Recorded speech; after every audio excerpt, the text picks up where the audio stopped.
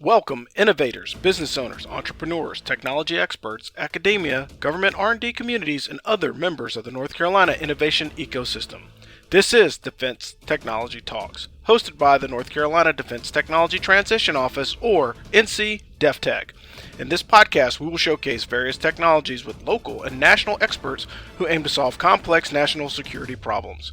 In the coming weeks, we will highlight North Carolinians with the potential to, or those that have positively contributed to enhancing the capabilities of our warfighters, law enforcement, and first responders. We will also feature government leaders in research and development who have helped shape the future in this domain. These podcasts are just one of the many free services provided by the North Carolina government to assist the North Carolina innovation ecosystem to thrive and provide solutions for our nation. Welcome back, ladies and gentlemen, to this episode of Defense Technology Talks. I am Rob Robinson, your host, and we are going to be talking about the Defense Technology Symposium today. You know, Rob, on 26th July is just a couple weeks away. We're going to be conducting the Defense Technology Symposium, or DTS. It's going to be held in conjunction with the AUSA, Warfighter Summit and Expo in Fayetteville, North Carolina. DTS is going to be hosted by Senator Richard Burr, Senator Thom Tillis, Fayetteville Technical Community College, North Carolina Military Business Center, and of course DefTech, NC Defense Technology Transition Office, along with the North Carolina Board of Science, Technology, and Innovation. And this is where we're going to look at the future technology needs of America's warfighters, all in one place. Yeah, that's a great point, Bob, because again, focusing in on the warfighter is essentially, it's not where the money is made, but that's where the money is going. And I think a lot of our businesses have to realize that, yes, you can have a great idea, and sometimes having that great idea and providing it to the government is a great way to monetize and expand your business. However, you may be missing a need if you don't have the right fit, form, and factor for the technology that you're trying to implement into the Department of Defense. But I will pass it over to Denny, and we can talk specifically about who's going to be there to kind of enlighten our audience on, what government organizations are going to be at the DTS, providing that overview. And then they have a follow-on opportunity at the AUSA Warfighter Expo to kind of continue those conversations after they kind of have their first initial meetup. So Denny, if you don't mind, could you tell us who's going to be there and keynote speakers and anyone of interest that may be part of the community? Yeah. Well, thanks, Rob, and thanks, Bob. And to kind of continue on what Bob was saying, the DTS will highlight the advanced technology needs of the Department of Defense, and then also the correlating capabilities of the innovation ecosystem in North Carolina and our Southeast region. It's going to be a great place for folks to establish a dialogue and enable partnerships between, we're going to have industry there, academia, and government to address the future technology needs of America's warfighters. So the value proposition for people attending is, number one, it's inexpensive. Number two, it's local. You don't have to drive or fly to DC or someplace else. And the other three reasons are, first, to learn what others are doing that may be of help to you in providing solutions to the things that you're trying to do, to meet with other industry, academic, and government POCs that are working on similar problems, and to expand your connections with the North Carolina innovation ecosystem.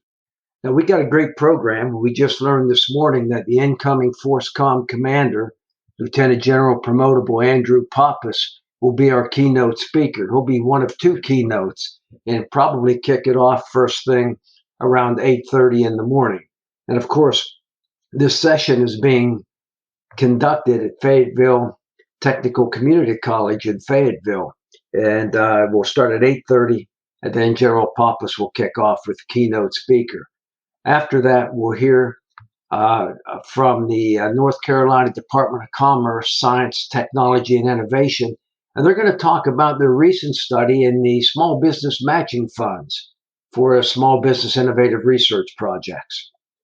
At 10:15, we're going to switch into a panel to talk about defense research and development resources. And on that panel, we're going to have the Army Research Office, Dr. Stephen Lee, their chief scientist, moderate and talk, as well as the University of North Carolina, Kathy Seidner, Dr. Veena Misra from the Assist Center, Duke University will be there with Miss Melissa Vetterkind and Dr. Jeffrey Krolock, who manages the Athena Institute. And they are doing a lot of work on edge computing, and he'll be talking about that. And we'll also have Fayetteville State University, Dr. Sambit, the professor of computer science, and he's going to be talking about the work that they're doing on AI-guided flight for UASs in a GPS-denied environment. So these ought to be some pretty interesting S&T and R&D projects that we can learn about. And that's great, Denny, because there's a whole lot of a large area that we're covering with a lot of different institutions. And so, one, just to have the government people there is critical to have a better understanding, but then being able to bring those academic partnerships in for two reasons. One, because of their ability to do research that the government just doesn't have time to do, but also in workforce development and showing multiple routes into the Department of Defense. It doesn't have to always be in the uniform or through a recruiting station for you to participate in supporting the warfighter and the Department of Defense. So by having both the academic folks there, the military folks there, and then, of course, having the incoming FORSCOM commanders is huge. And the reason why that's such a big deal is because, he's responsible for the force generation for all missions in the Army. So being able to have an audience with somebody at that level, particularly within the Department of Defense, can be incredibly important to the overall success of not only the DTS, but the overall success of the mission and integrating technology into the Department of Defense. But I'll pause there and see if Bob has any comments. Rob, I was just looking as the National Defense Strategy, came out this year, the 2022, under the new administration, building upon the NDS and the National Security Strategy of 2017 of the previous administration. We're reminded with the war in Ukraine, and the rapid activation of our forces, expeditionary nature of the 82nd, with their posturing and building ally interoperability. We don't fight alone, and we fight with technologies. The human is always the core and always the center of that of any capability. Is always that base foundation. That's why it's a warfighter summit and expo. But what we're trying to bring to the table are some of those advanced technologies, some of those discussions with our small businesses here in North Carolina and regionally in order to provide those leading edge, those leap ahead technologies that provide an unmatched capability. It's all about the capability in the hands of a warfighter. So that's what DefTech does through technology transition, and that's what we want to highlight this Defense Technology Symposium that's coming up in a couple weeks. And I really hope everyone has it on their calendar, registers even today, and makes it a point to be there. So we can talk a little bit more about that because our threats are advancing in all of those technology areas that Denny just mentioned. So we've got to have those hard discussions and look hard at where we are, where we need to go, and then how our industry partners and academic partners, small business, big business, even startup and entrepreneurs can help fill the void, fill and meet those capability gaps in order to enable our warfighters to have a sustained competitive advantage against our pacing threats, China, Russia, and of course, other national and global threats. Yeah, I think what people have forgotten is we've gotten so used to fighting an unsophisticated but deadly enemy over the last 20 years during the global war on terrorism. So fighting in Iraq and Afghanistan, yes, the threat was lethal. Yes, the threat was there. However, the opportunity for you to have some kind of technological interference, whether it be jamming, whether it be new technologies or anything else, approaching or encroaching on the battlefield, really is it wasn't very common to see those types of changes. Yeah. Until we probably got against the fight against ISIS when, commercial off-the-shelf drones were being weaponized and utilized against the Iraqis and all the partner organizations that we were using to fight against ISIS. That was one of the biggest technological leap aheads, and it really wasn't a leap ahead. It was just a change in the use of a commercial entity. And so we, as the U.S. government and everybody that supports the Department of Defense, have to look at other alternatives to doing that. And commercial off-the-shelf purchasing of items was important, particularly during the middle of the GWAT, the Rapid Equipping Force, and some of the other operational needs statements, and the way to fund some of those projects. And those things have gone away. And because they have gone away, now we have to think of new innovative ways to get those technologies that are on the shelf right now available into the hands of warfighters for two reasons. One, so they can actually use it and make recommendations to the developers for changes, but also to create a demand signal within inside the DoD to get people to want to support and sponsor contracts to fill those requirements. Well, Rob, if I could continue on for the DTS, a couple things you and Bob said that I think the DTS will address. First of all, as you can see, the morning session starts kind of broad. We get a great overview from the FORSCOM commander. We talk about what the state is doing to help with innovation in North Carolina. And then we go to the aspect of small business innovative research programs, what's happening in their universities for science and technology. So we kind of start broad. At lunchtime, we have 90 minutes.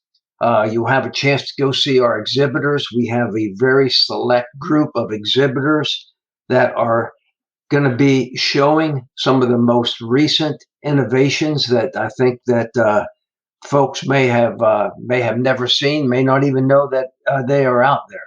But it will be a small exhibit group that you can walk around and see. We'll grab lunch. We'll have a great lunch speaker. Currently, the Assistant Secretary of the Army for Logistics and Technology and Acquisition has been invited. If he doesn't attend, we assume he'll have someone else, but we're waiting for that RSVP. So that ought to be a great lunch. Now, after lunch, we start drilling down to what you and Bob are talking about, and that is, what are the problems that are out there, and how do we educate each other in terms of potential solutions to those problems? So one piece of that is understanding what the problems are, but another piece of that is for the government to understand what technologies might be out there that they otherwise would be unaware of. And that's what the afternoon is focused on. We'll kick off with a Government Innovations Initiative panel at 13:15. And we'll have representatives from the 18th Airborne Corps Chief Technology Office, the Army Futures Command out of Austin, Texas, and the Defense Innovation Unit out of Mountain View, California. They will be there with representatives to discuss their ongoing programs, trends, their needs, and how innovators can connect with them to provide potential solutions to current and emerging national defense problems. Following that panel, we'll take a short break, and then we'll get into military technology needs and trends from about 14:45, 1:45, or 2:45 to about 4 o'clock. On this panel, we'll have representatives of military commands who will discuss their organization's current and anticipated problems and challenges, and how they identify, nurture, transition, and acquire targeted technologies. This panel will include science and technology and force modernization reps from military commands and defense agencies, both inside and outside of North Carolina. Some of the people on that panel will include the JSOC, J7 Tech Innovation and Info Ops representative, the 2nd MEF or 2 MEF, the 2 out of Quantico, Virginia, the NSIN North Carolina Regional Director, and AFWorks, specifically their Spark cell that's located at Pope Air Force Base. We have some others that have not yet confirmed but are invited, and we're expecting to add to that list as well. So when you look at the afternoon session, I think that the 2 panels are really going to drill down on what today's needs are. And following each panel, by the way, Bob is going to have a couple companies give many presentations as to their quad charts and what technologies are being developed right here within our own innovation ecosystem to complement some of the needs that the panel brings up. But most importantly to this group is you'll have a chance to have Q&A and discussion with these panels. That's built in so that you can question them. You can ask them what you want, or you can make your comments. So it's a two-way street.